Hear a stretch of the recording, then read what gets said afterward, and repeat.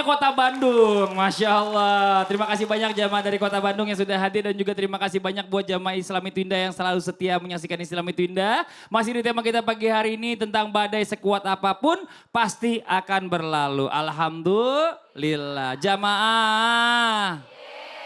Ada berita lagi nih yang sama-sama kita perlu saksikan ya. Anak-anak di Gaza terkena penyakit kulit dan terus mendapatkan ujian dari Allah. Coba kita lihat tayangan ini dia.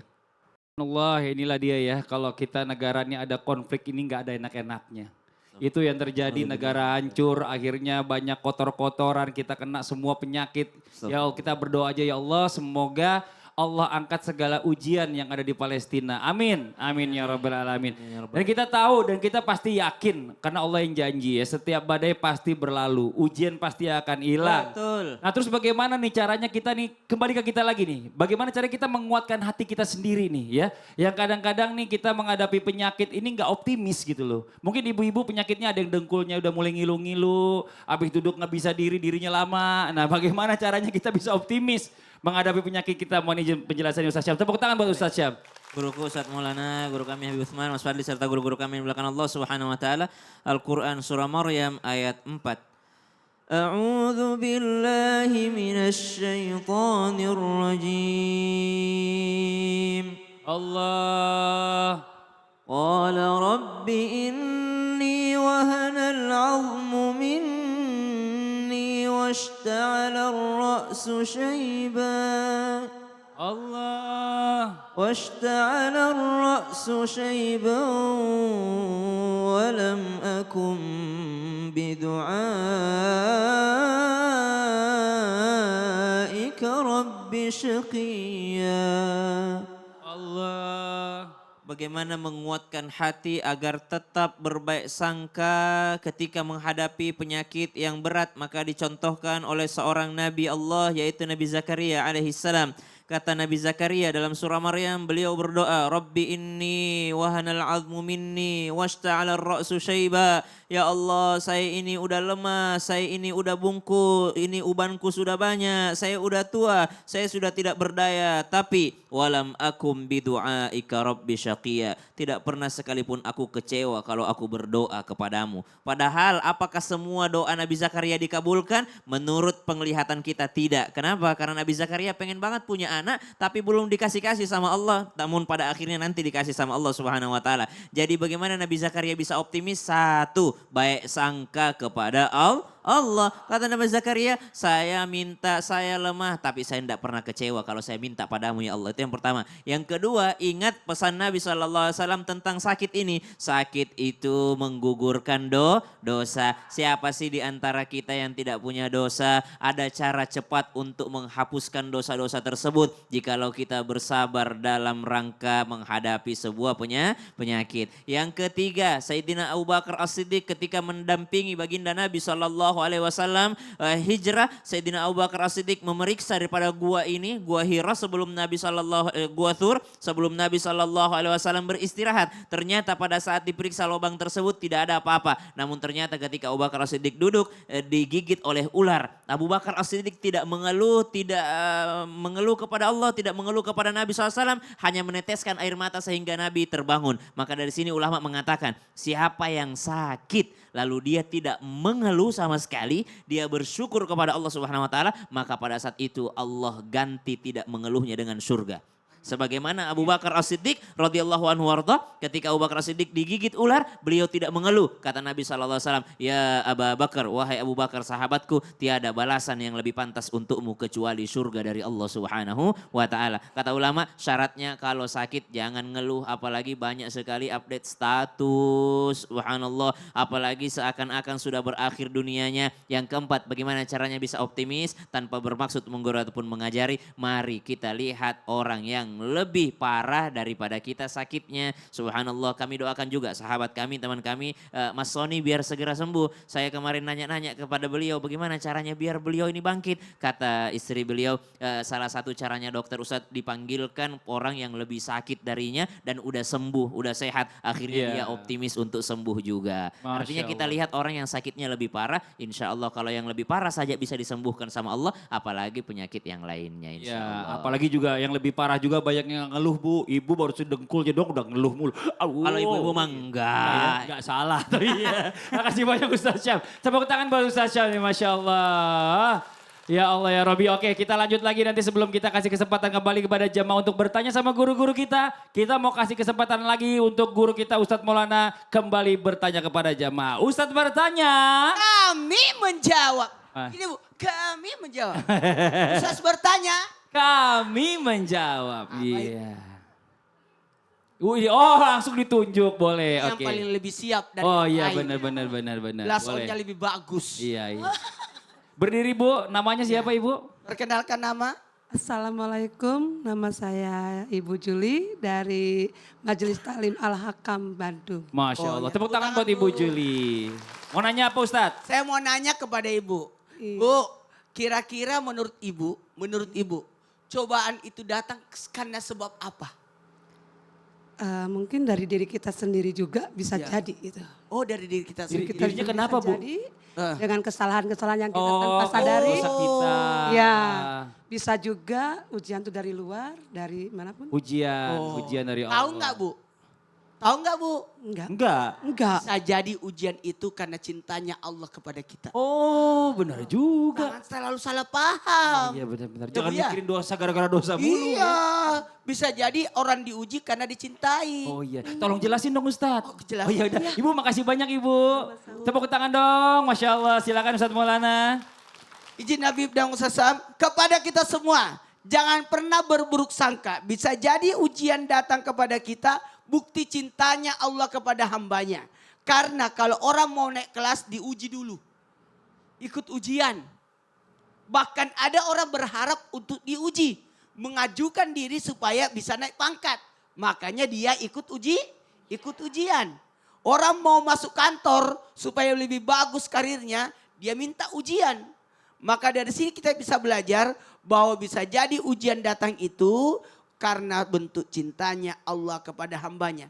Jangan mengatakan orang itu bisa naik derajatnya, bisa bertambah keimanannya kalau tidak diuji. Jikalau Allah menginginkan kebaikan kepada hambanya, akan disegerakan hukumannya di dunia.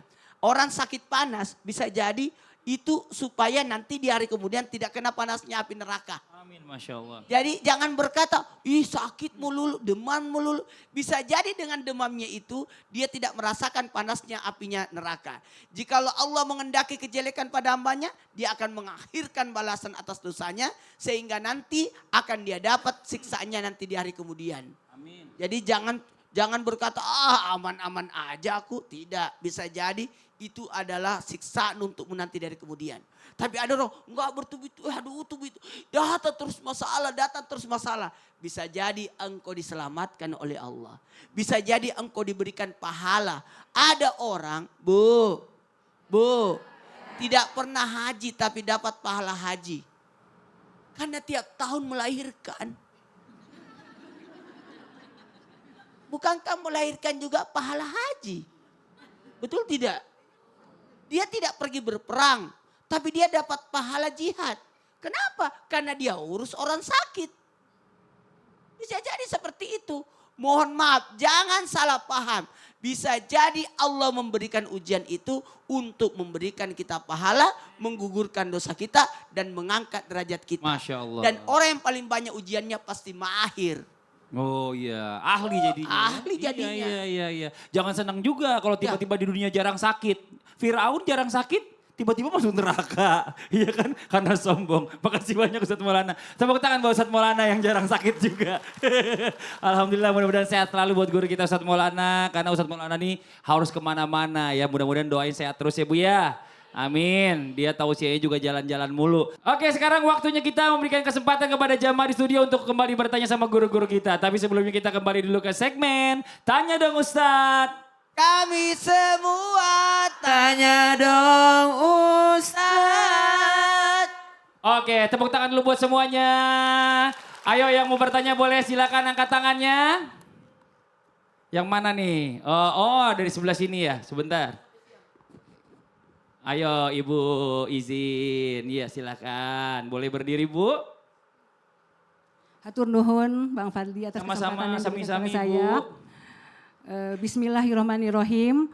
Assalamualaikum warahmatullahi wabarakatuh. Waalaikumsalam warahmatullahi wabarakatuh. Sebelumnya saya akan memperkenalkan nama saya Marni Ridlawati dari Majelis Ta'lim Al-Ahkam, Bandung. Tepuk tangan buat Ibu Marni. Pertanyaannya Ibu, silakan. Sama siapa? Izin mau bertanya kepada Habib Usman. Boleh Ibu, boleh. Bagaimana cara kita pada saat mendapatkan badai ujian itu yang keluar dari diri kita itu suatu doa atau istighfar, bukan suatu keluhan-keluhan gitu. Ya, terima kasih. Wassalamualaikum warahmatullahi wabarakatuh. Masya Allah. Bu Marni tepuk tangan dong. Ya ini kita sama-sama pengen belajar Bib. Yang namanya kita dikasih ujian sama Allah kadang-kadang kita ngeluh duluan. Harusnya kan kita istighfar, harus kita berdoa. Mohon izin penjelasannya Fadhal. Mas Fadli, Ustadz Maulana, Ustadz Syam.